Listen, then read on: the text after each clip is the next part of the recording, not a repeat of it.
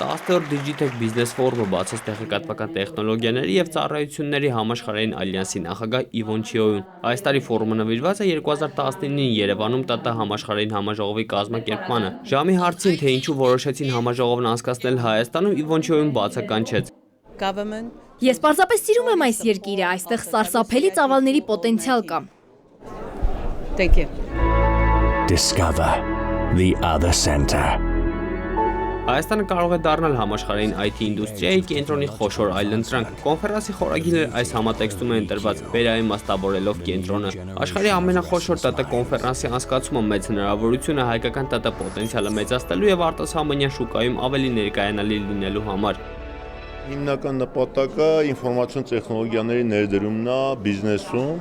եւ կառավարության գործառույթներում։ Եվ հիմնական թեմաները, որ նայեք, դրան են վերաբերվում։ BSC ընկերության տնօրեն Սամվել Գևորգյանն ընդգծեց, որ իրենց անցկացրած հետազոտության համաձայն հիմնական խնդիրը հայկական ՏՏ ընկերությունների հստակ աշխատանքային մեխանիզմ եւ թիրախավորված խմբեր չունենալն է։ ՏՏ ընկերությունների համար անհրաժեշտություն կա, որպեսզի իրենց մարքեթինգային գործողությունները հստակեցեն եւ թիրախավորվեն հայկական ՓՄԾ ընկերությունների